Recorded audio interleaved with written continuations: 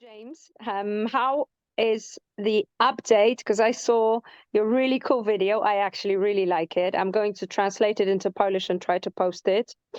When you put in like a really good update on Mhm. the WHO has missed the deadline. Almost everybody appears to be confused.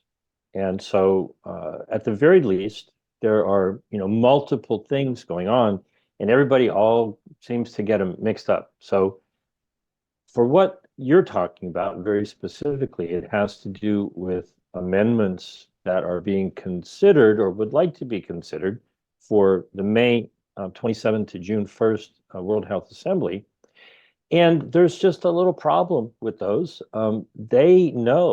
They very absolutely, totally know that they missed their deadline. Their Yeah. deadline was yesterday. We're recording this on Sunday, January 28th. And 4 months in advance of their meeting, according to Article 55 in the International Health Regulations, says that they have to share or communicate a package of amendments to all of the nations. The Director General has to do that with all the nations. And there's no evidence that they've done that. There's no evidence that they had any intention of doing that. There's plenty of evidence that they knew they weren't going to be able to do it because the nations have not come to an agreement. And so they're going to try to cheat. Yeah. And that's up to us to make sure that each nation's representative holds themselves and holds the World Health Assembly to account. I had a wonderful conversation with Gentleman Bruce Party in um, Canada, and there's clarity that I think people need to have. There's the World Health Organization, which is the bureaucracy, right? The executive branch, if you will, um, the deep state part of the World Health Organization. But they are supposed to be governed by uh, the member nations. They always keep saying, oh, this is a member nation led process. Well, the governing body of the World Health Organization is the World Health Assembly, which is the nations, 194 sovereign nations that are in charge collectively. And if they all decide, to ignore the rules, then, we live in an anarchy riddled world. Yeah. There needs to be somebody who has the cojones to stand up for the rule of law and get them to follow their own darn rules. They like to, just ignore rules and hold us, to account to made up rules that we're not supposed to be forced to do things that are against our rights and freedoms.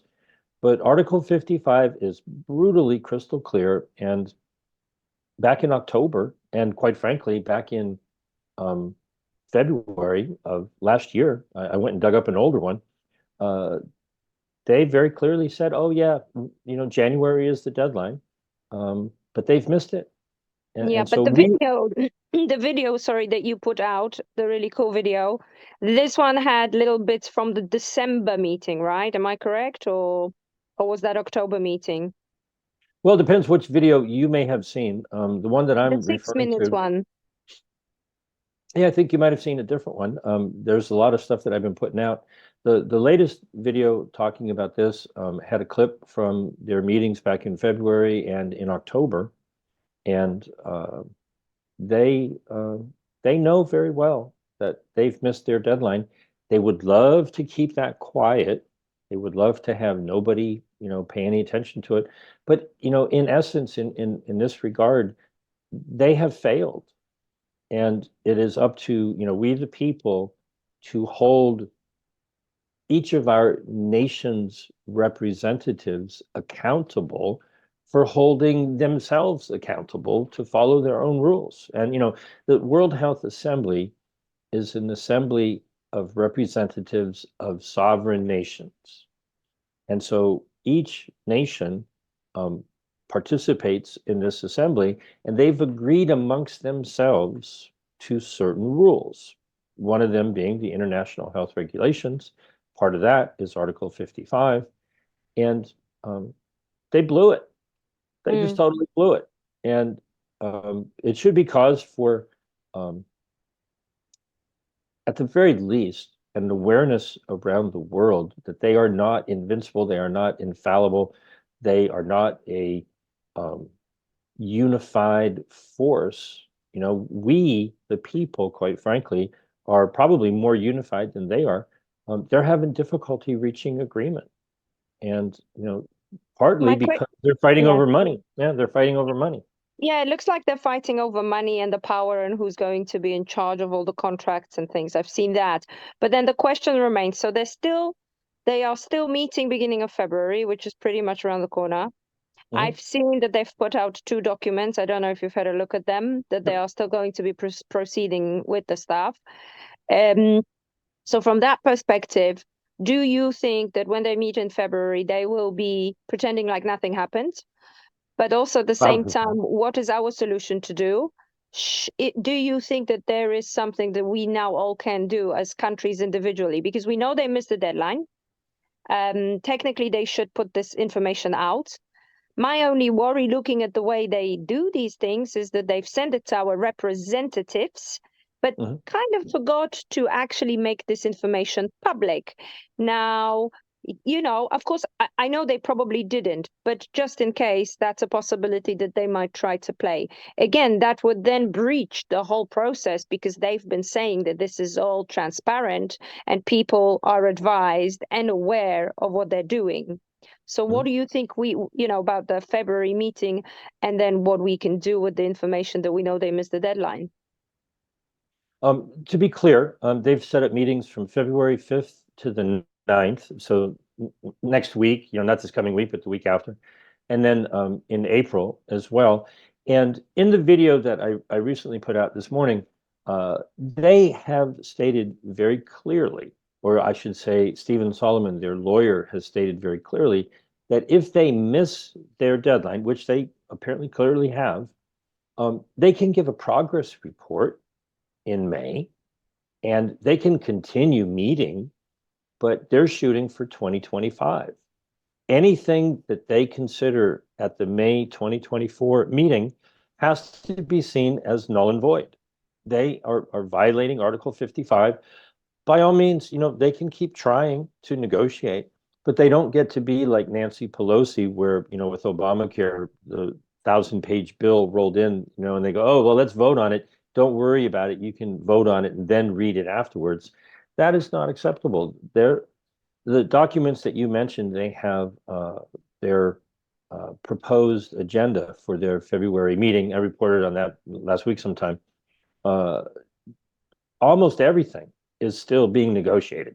I mean, they haven't even, they even left, and I find this very amusing, they left the most fundamental questions for last. You know, the first 4 articles, which are definition of terms and the scope of the document, and, you know, the fundamental principles of the document and how it's implemented, they've left all of that for last. They don't even know what the terminology is that they're using. They haven't defined, you know, what a vaccine is or what a pandemic is, or, you know, any of these things. It's quite frankly a mess. And the one thing that I feel nobody has really grasped or paid attention to is this entire negotiating process is really outside of their authority. And let me try to explain that. That's going to take a minute or 2 or more.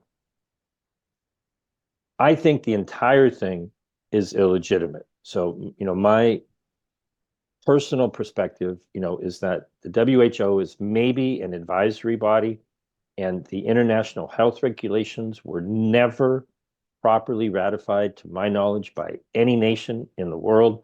They got together when everybody was watching the moonshot, and in Boston on July 25th, 1969, they signed an agreement which never went back for approval by any of the nations. It was essentially just, well, we'll keep it quiet for 9 months, and if nobody disagrees, we'll all just assume that everyone's good with it.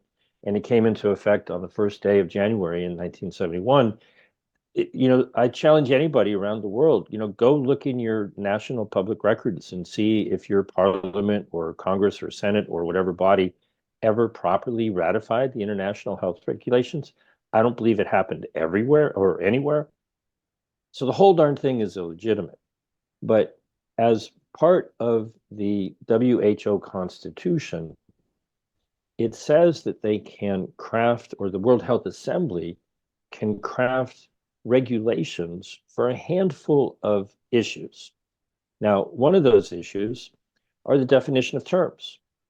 They're supposed to have a whole, list, and they do in Article 1, but they've never defined pandemic, they've never defined vaccine, they've never defined safe and effective.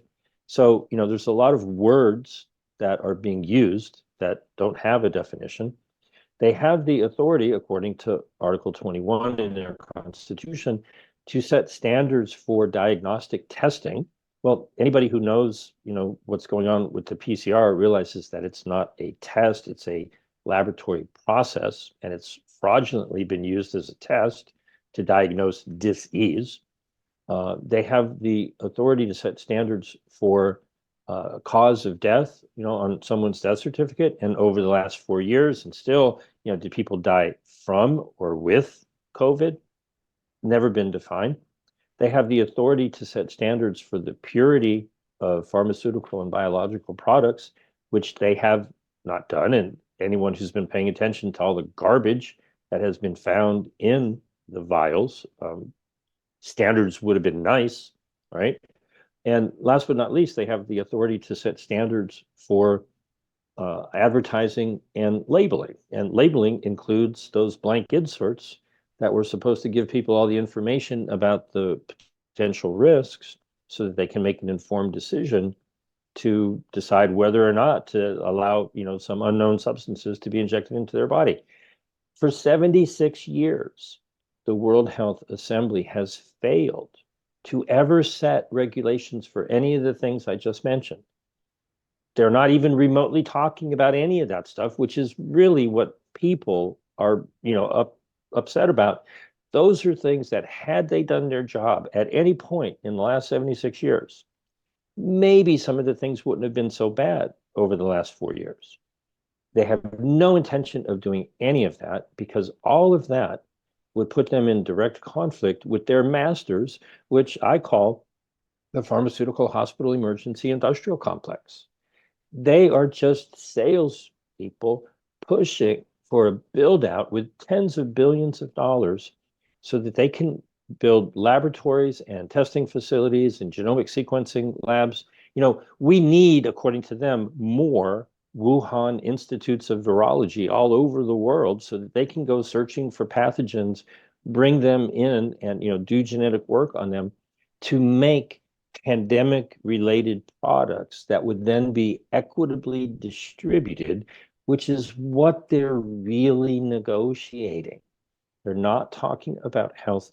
They're crafting a business deal to see where the money is supposed to flow so that they can manufacture more biological weapons to inject into more unsuspecting people, quite frankly, in nations that are mostly filled with Black or brown people. And it's their own people, their own representatives, who are arguing for the intellectual property and the manufacturing know-how and the investment capital. It's a global north, global south. The wealthy nations with all the pharmaceutical companies have the know-how to make the biological weapons and profit from them. And that didn't sit very well. They were unhappy that they did not get a piece of the pie during COVID. And that's what these negotiations are all about.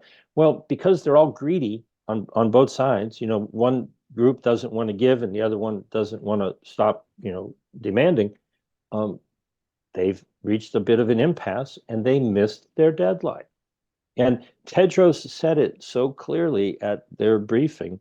He said, well, if nations don't give a little bit, then nobody's going to get, right?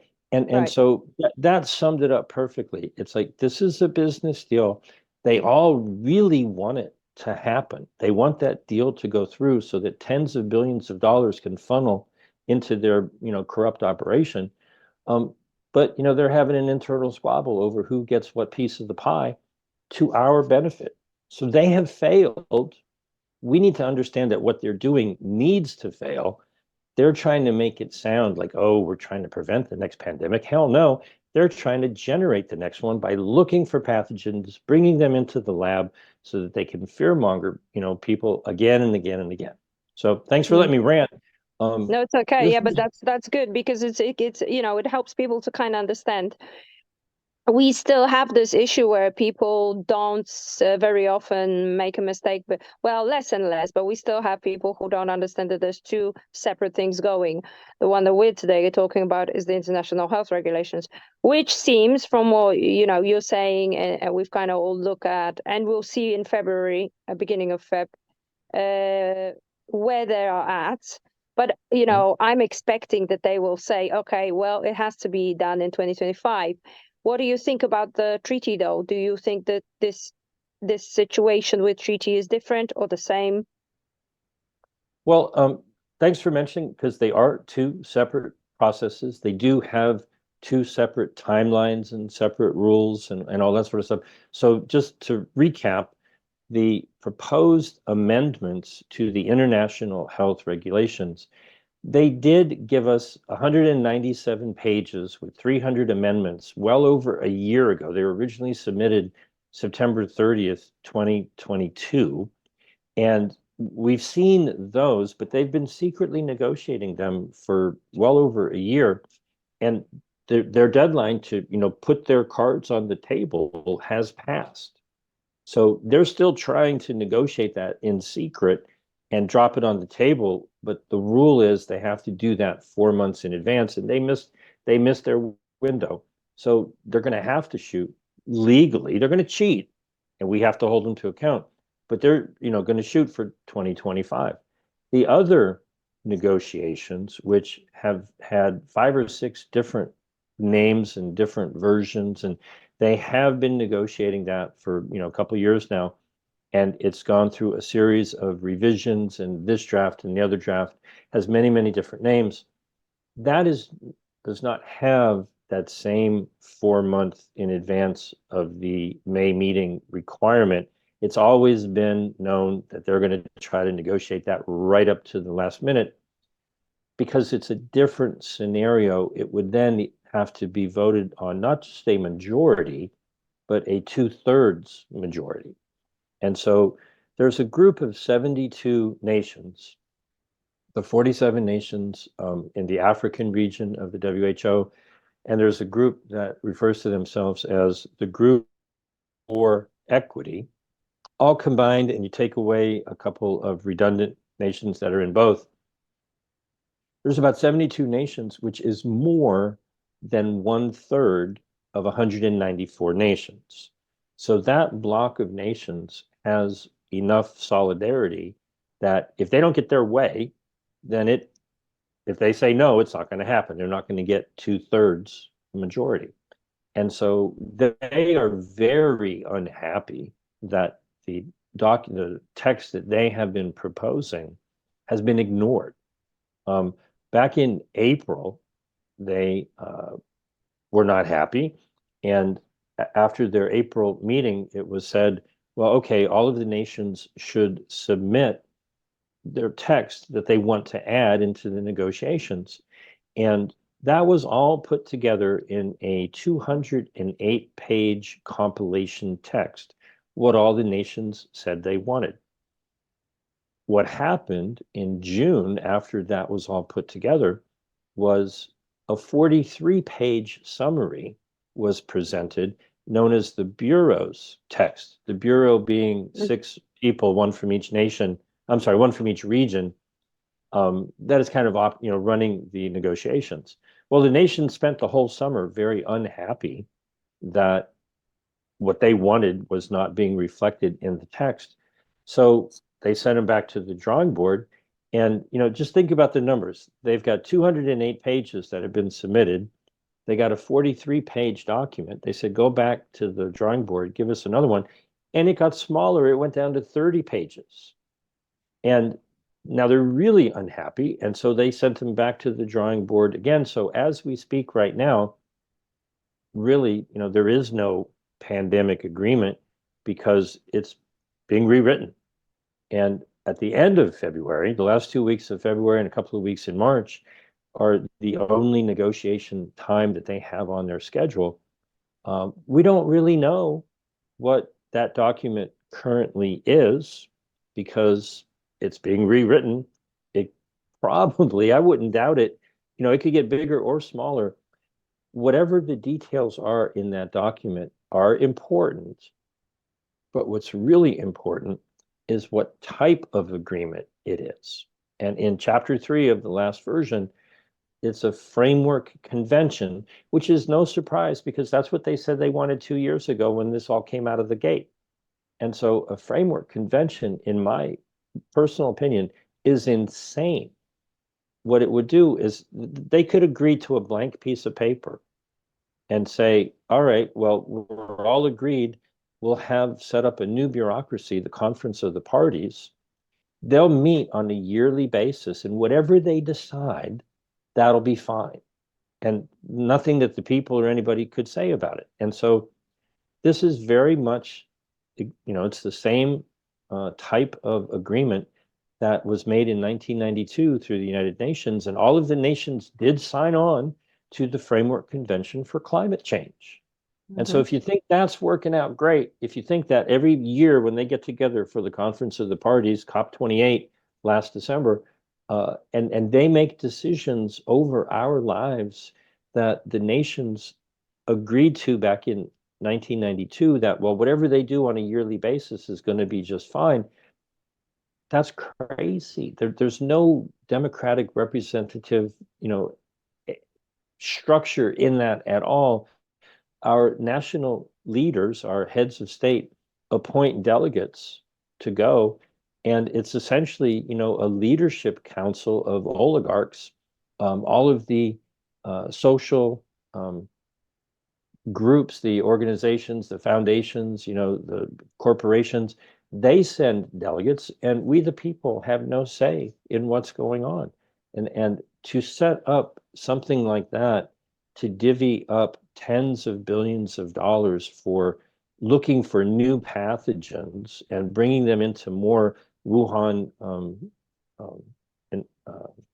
virology labs, Institute of Virology labs, that is not a solution to improve the health of the world. That is a solution to build out the industry that is enormously profitable because it's running on fear of some unknown pathogen. Disease acts. If you can keep people afraid and keep jabbing them up to, not improve their health, but damage their health, they found a cash cow. If people are afraid and they beg their government to print money and go into or go into debt to give them, these new mRNA genetic altering therapies, they think that they have found, the holy grail of making money for harming people. And the answer's got to be no. Whatever the details are in that agreement, to agree to another framework convention for anything is, in my view, just absolutely absurd. I think the issue we're also looking at, so I mean, for anybody who never kind of is new to the subject, so we've got the international health regulations, which it looks like, hopefully, if they do not cheat, we have an extra year to kind of make people more aware, right? But I guess you share my opinion. It's unlikely that we will have that extra time with the treaty, right? Or whatever they want to call it, convention or accord. I mean, they went through so many different names. We ourselves are like losing track.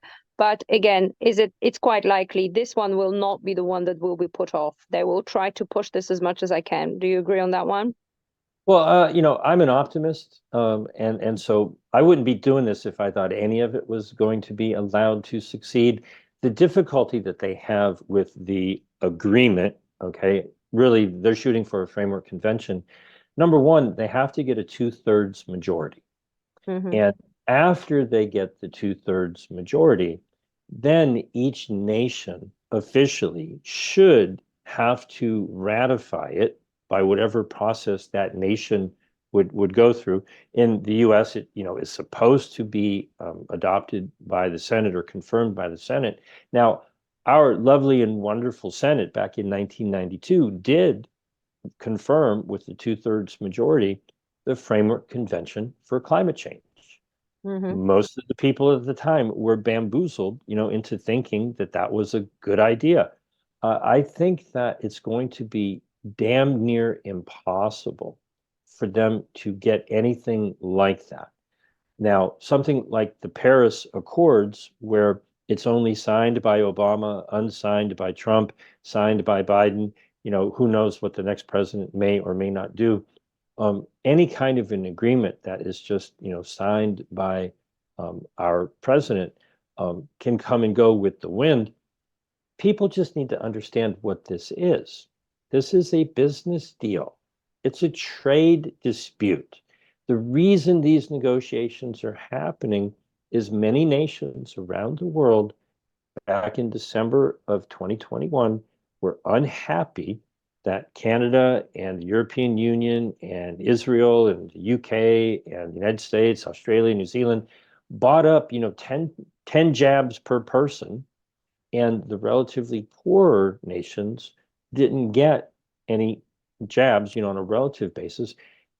They haven't yet allowed themselves to, awaken to just how lucky they were that the wealthier nations bought up most of the production run of all of these various mRNA vaccines. And they're arguing for equitable access to pandemic-related products. What? They want more remdesivir? They want more ventilators and midazolam? They want more mRNA jabs? They're out of their freaking minds unless you look at it and you go, oh, wait a minute. This isn't about health. This is about money and control. From that perspective, it's evil. It's not insane, it's evil. They want investment into the products that harm people's health but are unbelievably profitable.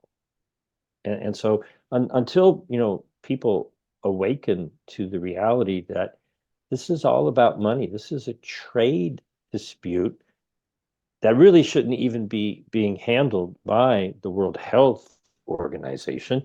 They're essentially just, a marketing team for the pharmaceutical industry.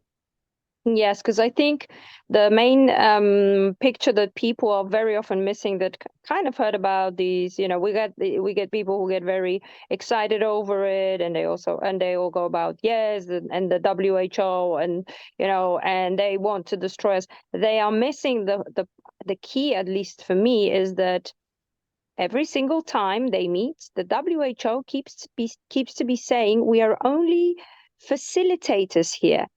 And we are doing this for you so that you can meet here in this wonderful room, and you all 190 whatever talk, but because I think there's +2, right, that are not a part of WHO, but also want to be a part of the whole, call it accord, treaty, whichever. So we're only here as these facilitators. And I think what we're kind of missing is this is also a key that we can use. If they are only this salesman that is getting the house seller and the house buyer, or whichever you want to call it, then therefore, why is the salesman or the manager or the person that is facilitating gaining so much from what they're currently doing? Because if that does go through, it is this salesman stroke manager that will be in charge of telling us if there is another extreme event that has happened, right? They will be the ones who will be allocating products to different places. We will be the ones who will be giving them 10% of what we managed to produce so that it can be given, right? So it's very clever the way they done it. And I also see it as a very good business model, at some point, if you look at it. I just came here to help you three agree on how the business is going to be done. But at the end of the day, what you guys are going to do is you're going to make me the manager of your business. This is pretty much for for people who to make it more Yep. understandable, I guess. Well, one of the other things that's going on at the same time is their 14th General Program of Work, GPW, okay? And it's essentially what their 4-year plan is. If you're familiar with, Soviet Russia used to have a 5-year plan and China has their 10-year plans. Well, the WHO has a 4-year plan for 2025, 26, 27, 28. And they're in the middle of an enormous fundraising push. They call it their replenishment because they get in 2022 about 84% of their income, their donate was from donations. The nations that are supposed to be the governing body of the WHO have lost control in a sense because only about 16% in 2022 of the money came from assessed payments or dues, if you want to call them that. And 84% came from donations from the nations, as well as from all kinds of foundations and corporations and so forth. And so the US was obligated to pay about 200 million, but we gave an extra 750 million on top of it in 2022. And so with all that money comes influence to guide whatever they do. So who's pulling the strings at the WHO? Well, whoever pays the piper calls the tune. And so a lot of people want to blame this, that, or the other nation. Well, they're all trying to do it. The European Union, the European Commission gave about 200 million. In the couple of years past, Germany gave hundreds and hundreds of millions of dollars. Well, wait a minute. They've got a lot of pharmaceutical industry in Germany. So if you're supporting your marketing arm through the WHO, it all comes back around and improves the economy of your nation if they're pushing your solution to the health problems. If you look at what happened in Africa, they didn't make the profits from that continent. They made the profits from Europe and North and South America and elsewhere around the world. And so what you realize is that the WHO, I call it begging for billions.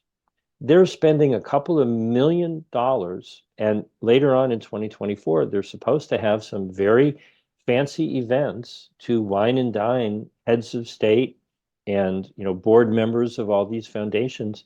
They need to extract, according to them, 7 point something billion for their 4-year plan. Otherwise, they're not going to be able to play the way they like to play. They need to have financing for their marketing and promotion arm of the pharmaceutical hospital emergency industrial complex. And do we know what events are they planning, or is this something that they haven't confirmed yet? It's no specific events planned. And so it is scheduled according to them for the fourth quarter of 2024. But if you just take a step back and think about it and you look at their budget, they're only getting, maybe 20%. They're trying to get more from the nations. Maybe 20% of their budget comes from the dues or the assessed payments that the nations pay. And even with that, if you look at that, there are nations, like I looked up Central African Republic and some of the other small nations, maybe their dues are $5,000 or $10,000 a year. Not an outrageous amount of money to be seated at the table where, multi-million-dollar contracts might come back to your nation for what, a $10,000 investment? And so what people have to realize is as long as the nations see dealing with the WHO as being profitable, if the WHO can bring that money back around and hire people and give out contracts and whatever kind of corruption may be involved, money laundering, whatever you want to call what they're doing, think about how people join country clubs to go golfing. If you have to, people pay more than that, for a membership at a country club. But if you get to meet and go on the golf course and do business deals with people, the value of that investment in your membership could potentially, pay off many, many, many times over. Bill Gates famously said, he had a 20-to-1 return on his investment, and the vice or the deputy director general, I think the title is, said, "Oh no, that's more like 35-1." And so, Mhm. if nations and organizations and foundations and corporations put in money to their marketing team, and they get governments and groups like the International Monetary Fund or the World Bank, or quite frankly the U.S. Defense Department through the National Defense Authorization Act, we're pumping $1 billion a year just through our Defense Department into the World Bank Pandemic Fund. That all flows through sideways through the WHO to nations that are building out more laboratories. And so, I first got like extreme clarity on this November 2022 when the Indonesian health minister was talking to the B20, not the G20, not the government meeting, but the B20. And Yeah. he said, For anybody who doesn't understand what a B20 is, this is something that normally happens a week prior to G20. Last year, sorry, it was happening in India. And therefore, a week prior, G20 was taking, India was the country that is the host for the G20. And that one normally happens either a week or two, something like that, prior to the G20. So it's called Business 20. So that's how they kind of brand it. yep. And so that was at a time where the US had announced it had been spending a year working on this fund with the World Bank. It didn't get written into law until December of 2022. So right in the middle, in November, they knew it was coming. And he said to the business leaders, the United States and the World Bank have this multi-billion-dollar fund. This is a great business opportunity. Go invest. Well, invest in what? Invest in any industry that would profit from the next pandemic, whether that's testing or laboratory equipment or personal protective equipment or vaccine manufacture, drugs, whatever it may be. And so when they're giving business advice saying there's a multi-billion-dollar fund to build out what is awfully close to $1 trillion industry, if they can convince governments to just throw money at people's fear, if they can generate the fear of COVID or disease X or Ebola or whatever they want to call it, and people don't stop their own government from handing money over to these criminals in a situation that is as corrupt as anybody could possibly imagine. Anyone in the mafia or any organized crime would recognize this as the best example of organized crime anyone could ever possibly craft under the guise of an international agreement. They want to put into law their criminal activities, and they want us to pay for our own demise. So y'all That's better it. wake up. Y'all better wake up real quick. They're not doing all that well because the different crime families, the different crime bosses are arguing over who gets what piece of the pie. And while they're busy arguing, we, the people, need to wake up and just simply say, no, what they're doing is really more biological warfare than it is trying to improve the health. They're diverting all that money away from things like heart disease and stroke and cancer and diabetes and, in many nations, malaria, tuberculosis, and so forth. They don't care about making people healthier. They're saying that the goal of their general program of work is to implement the sustainable development goals in relationship to health. Well, I don't think you're going to improve the health of pregnant women and the health of newborn children by jabbing poison into them. And so it's this downward spiral of, well, our goal is to improve health. All of the donors want us to stick, needles into pregnant women and children. And now we wonder why everyone is getting more and more sick. Oh, we need more money to do the wrong thing over and over and over again. At some point, I do trust that the people of the world will wake up to the scam that is being run by these con artists. Yeah, and I think, I mean, look, to kind of summing it up, because we're here like for 40 minutes now, but I think the good one is more and more people are talking about it. I've seen you on quite a few podcasts on Twitter, well, X or whatever way you want people call it now. And there is this discussion and it's going further, and we have people talking about it. We in Europe will have a general election this year, and Mhm. it is looking quite interesting because a lot of countries are really swaying to this more parties who are more against Mhm. this becoming one big global Europe. They're more into, there's discussion about Dexit, which is German exit. There's discussion about Frexit, which is the French exit. We've always had a bit of a Polish exit, which is Pol exit, but that's not going to happen for a very, very long time. But I guess Netherlands is in the same boat. They're also talking about it. And if this sways and it changes and it will get to these more, I would say, difficult to call, but right wing Mhm. parties, it is quite likely that if we're able to not have the IHR amendments, I don't know how European countries and how European Parliament will be looking after June 2024. So Mhm. fingers crossed that we get more Parliament members that are awake and that will join the ones that are already there. But also, I think we really need to start like putting out more information. I know you've been doing it forever, and so have I, and we like get to the point where we're really tired, but we just keep plowing through it.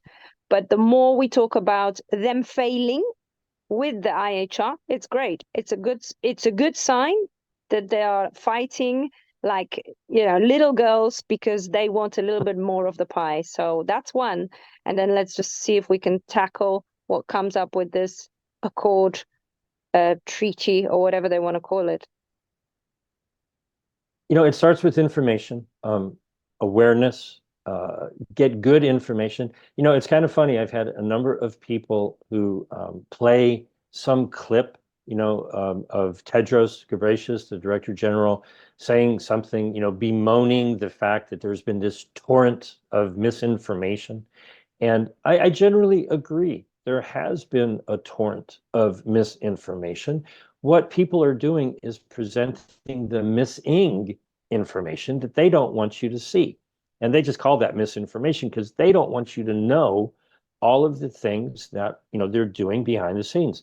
Number one, they missed their deadline to present the final package of, in their words, package of targeted amendments to be considered at the 77th World Health Assembly in May in alignment with Article 55. What that means is 4 months in advance. Well, they've failed to provide that information. That information, that final package of amendments, is currently missing. And so we need that missing information. What happened back in 2022 when I first got involved in this, got to give them credit. The Biden administration proposed a package of 13 amendments 4 months in advance. And in that 4 months, the nations looked at it and they kicked it to the curb. They said, no, we don't want anything to do with that. And that's why Article 55 exists. Present whatever it is you want 4 months in advance. The nations get a chance to look at it. They can make a decision in May. Hey, sorry, you guys missed your deadline. See you in 2025.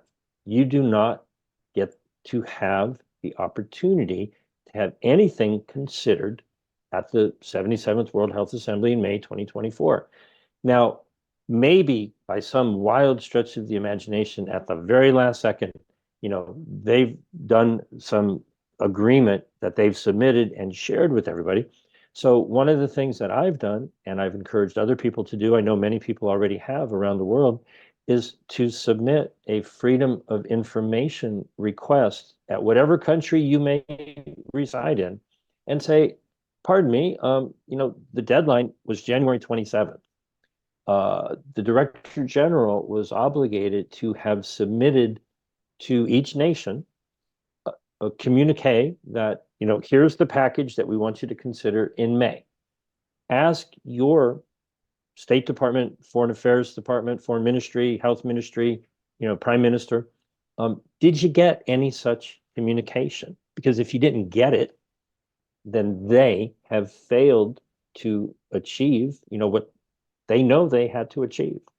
And so I encourage everyone to, put forth that freedom of information request. This one's a little bit different in that normally you put in a freedom of information request because you want to see the documents. But in this case, if they don't have the documents or don't provide them, that is the evidence of failure. Their failure to produce the documents that we need to request means that they've lost and they can come back next year.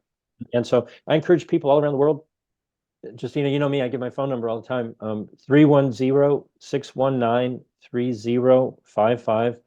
Give me a phone call if you have any questions. I've had a number of people, just have some simple questions to try to get all of this clear in your mind, because I get it. It's confusing. It's meant to be confusing. Step number 1 is to become aware. Step number 2 is to become clear on the facts. And step number 3 is to spread the word. So, wherever you put this video, all people really have to do is say, look, take this video and share it with somebody else. All of the information that I've ever written is on jamesroguski.substack.com, Roguski. And I've had Polish people tell me that I mispronounced my own name. So I'm going to have some Polish folk, help me get my your pronunciation. My pronunciation proper. I grew up in Ohio, so I'm about as Polish as anybody in Ohio. But the point is, get the information, share the information with other people, and just point and shine some light on the truth. Because all we really have to do is show anybody this is what they're doing. They're hiding the documents. They're currently rewriting the quote unquote agreement. So nobody really knows what's in there, except they just want to create a new bureaucracy to meet year after year after year off into the future. No, the answer is no, period. And so, I wouldn't be doing this for the last 2 years if I was planning on losing. There are certainly changes that need to be made in the world, but not in the direction that they are heading. They saw huge profits from the last 4 years, and they're trying to increase that by an order of magnitude and get government, money and quite frankly, debt from our future generations to fund their criminal operation. And, we the people just have to realize that what we're dealing with is a bunch of criminals who are trying to steal not just our wealth, but use that to damage our health. And the answer just simply has to be no.